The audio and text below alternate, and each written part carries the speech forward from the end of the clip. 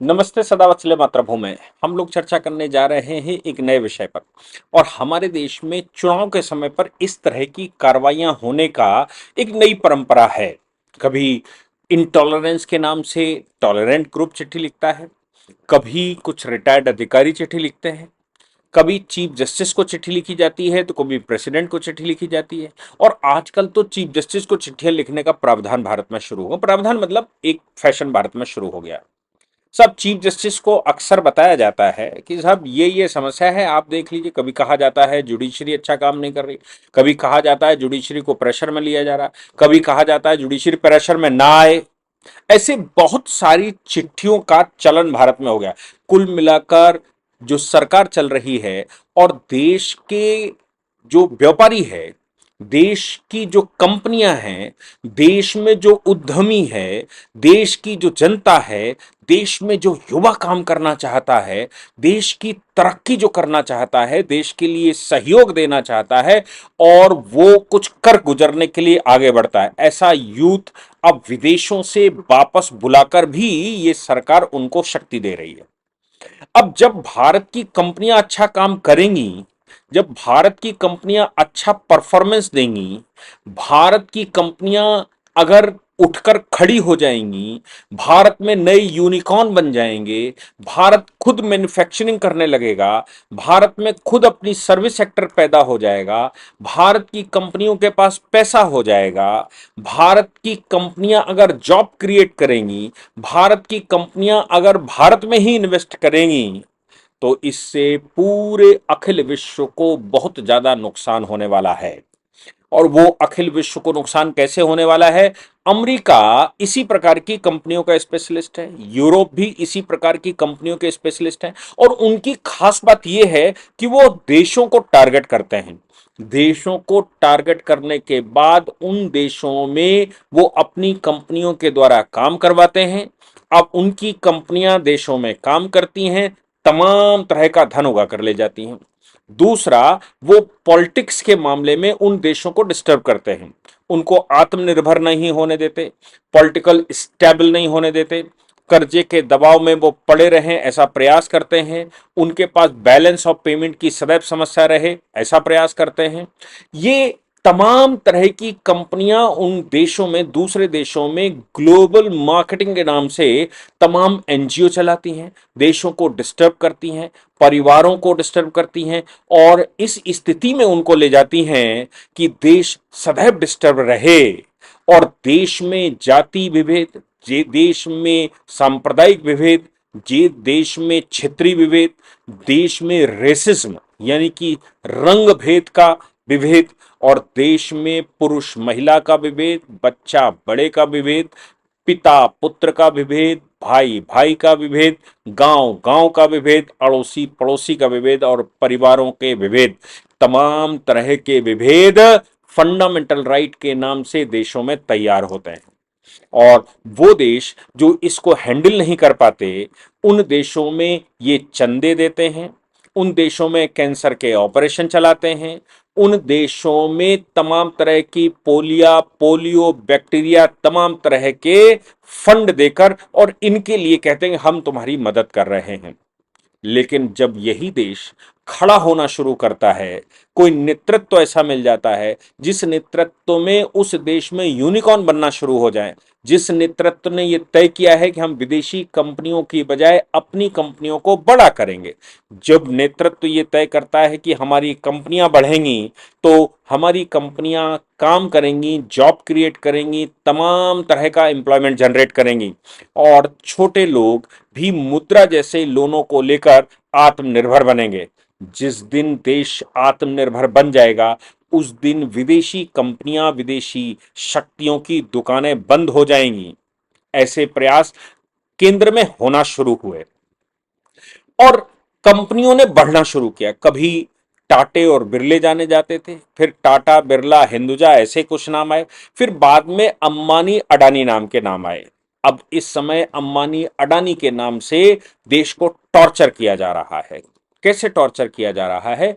अंबानी, अडानी, देश की ऐसी ऐसी तमाम तरह की कंपनियां जो देश में अब विदेशी कंपनियों का काम ठंडा कर रही हैं, वो अपनी हैसियत बना रही हैं और केंद्र की सरकार उनके लिए अच्छा माहौल तैयार कर रही है।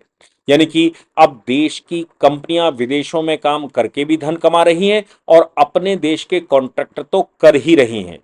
देश में जो इंफ्रास्ट्रक्चर चल रहा है, देश में रोड का काम चल रहा है, रेलवे का काम चल रहा है, एयरपोर्ट का काम कर चल रहा है, वाटरवेज का काम चल रहा है, तमाम टनल्स बन रही हैं, तमाम तरह के ब्रिजेस बन रहे हैं, तमाम नई नई टेक्नोलॉजियों के आधार पर सर्विसेज प्रोवाइड की जा रही हैं।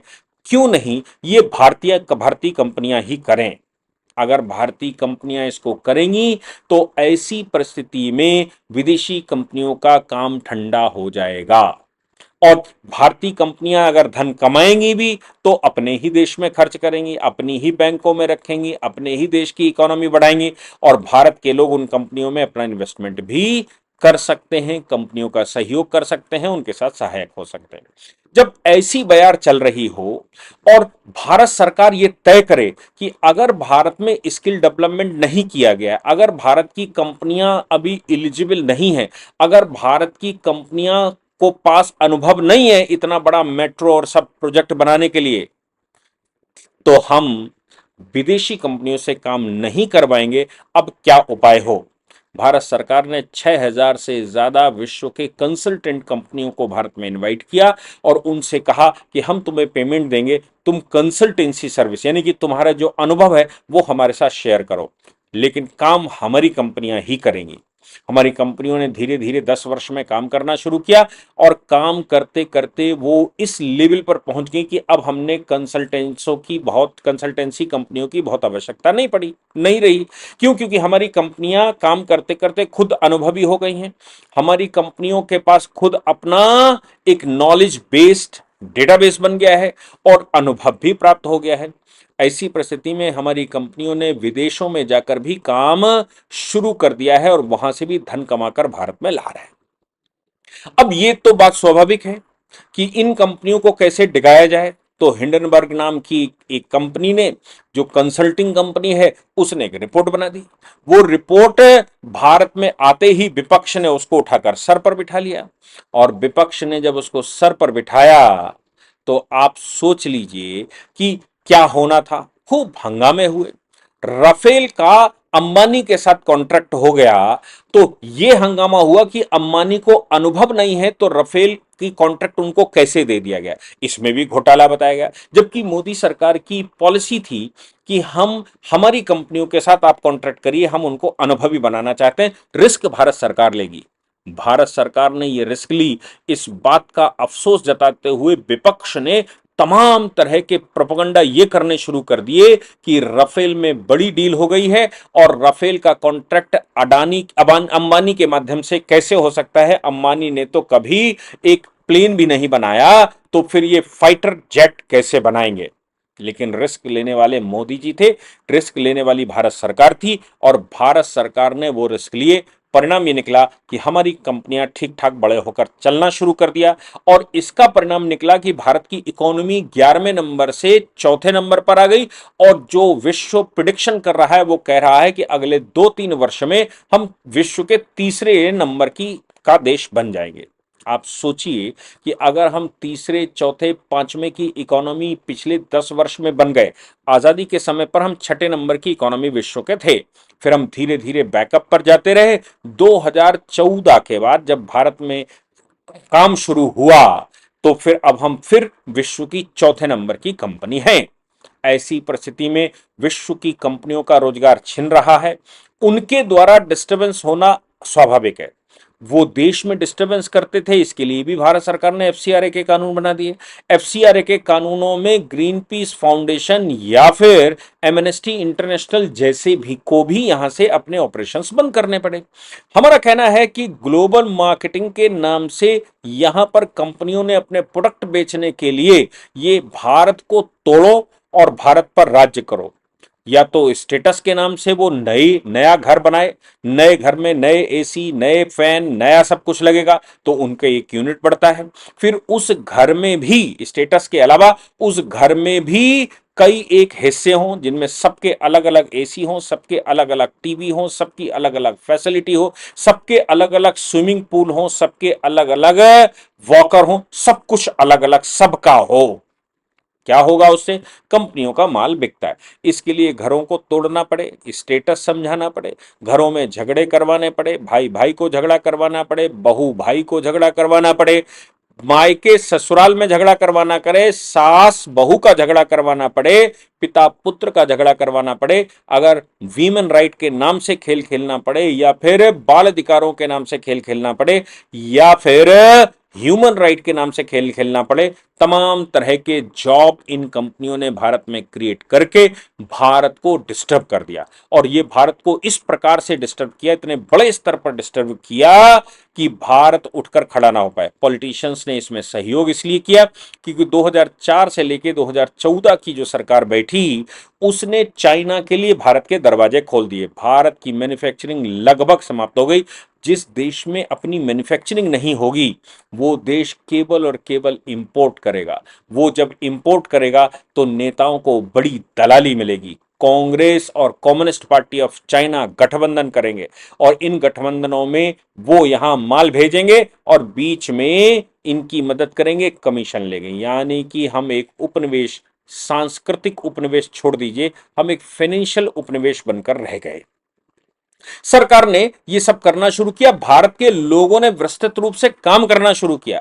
तमाम लोगों ने मुद्रा योजना में पैसा लेकर अपने घरों में मैन्युफैक्चरिंग शुरू की और बड़ी कंपनियों ने अपना और विस्तार किया क्योंकि सरकार सहयोग कर रही थी, और विस्तार किया। भारत के लोगों ने उनको पैसे दिए, उनके शेयर्स खरीदे, यानी कि कंपनियों के पास पैसा बढ़ गया।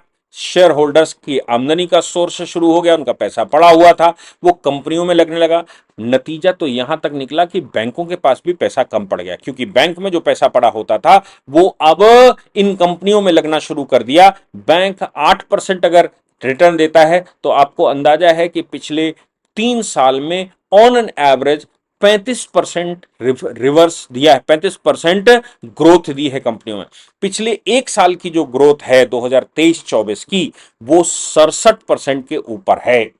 आप सोचिए कि मार्केट कहां जा रहा है, आप सोचिए कि सोना चांदी कहां जा रहा है। ये पैसा है जो कंपनियां काम कर रही हैं, जिनके डिविडेंड बढ़ रहे हैं, जिनके पास प्रॉफिट बढ़ रहा है, वो कंपनियों पर सपोर्ट भारत सरकार ने किया और जो करना चाहिए भारत सरकार ने पूरा किया।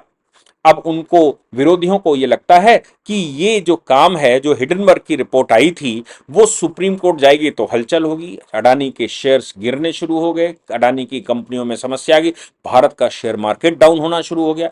लेकिन जब वो रिपोर्ट की दूध का दूध पानी का पानी हुआ, ये जब उसमें सेबी की इन्वेस्टिगेशन आई, एक एसआईटी बनी, उसकी इन्वेस्टिगेशन आई, तो ऑनरेबल सुप्रीम कोर्ट ने भी कहा इसमें कोई गड़बड़ दिखती नहीं है, ये एक विदेशी एजेंडा है जो भारत को डिस्टर्ब करता है। अब एक चिट्ठी आई चीफ जस्टिस के नाम, 21 बड़ी विश्व की कंपनियों ने चिट्ठी लिखी। आखिर हमारे देश में क्या चल रहा है, इससे विश्व की 21 कंपनियों का क्या लेना देना है, विश्व की बड़ी कंपनियों का क्या लेना देना है, उनको क्यों पेट में दर्द हो रहा है? ये तो भारत का इंटरनल मामला है ना, हमारी कंपनी काम कर रही है, हमारी कंपनियां बढ़ रही हैं, आपको क्या तकलीफ है? लेकिन चूंकि चुनाव चल रहा है और अडानी अंबानी के नाम से फ्रैक्शन दिखाना है, लोग गरीबी अमीरी का फर्क बताना है, जो आगे बढ़ रहा है उसकी टांग खींचनी है, जो आगे देश को ले जा सकता है उसकी टांग खींचनी है, और गरीबी के नाम से देश को डिस्टर्ब करना, ये चूंकि पॉलिसी है, इस पॉलिसी पर लोग काम कर रहे हैं, इसलिए चीफ जस्टिस को चिट्ठी लिखने वाली कंपनियों ने कहा कि ये जो इन्वेस्टिगेशन चल रहा है, इस इन्वेस्टिगेशन जो कंपनियों के खिलाफ इन्वेस्टिगेशन चल रहा है, वो इन्वेस्टिगेशन आप जल्दी करवाइए। ये इन्वेस्टिगेशन चल रहा है इंटेलिजेंस का इन्वेस्टिगेशन भारत सरकार करवा रही है कि भाई ये कंपनियां हमारी जो हैं वो कैसा काम कर रही हैं। इस बात को लेकर चूंकि कंपनियां हैं, काम कर रही हैं, इंटेलिजेंस उस पर काम कर रहा है, इंटेलिजेंस की उस पर रिपोर्ट आनी है, इसलिए इनका कहना है, इन्होंने चीफ जस्टिस को चिट्ठी लिखी, बड़ी कंपनियां हैं, मैं इनकी बात बताता हूं।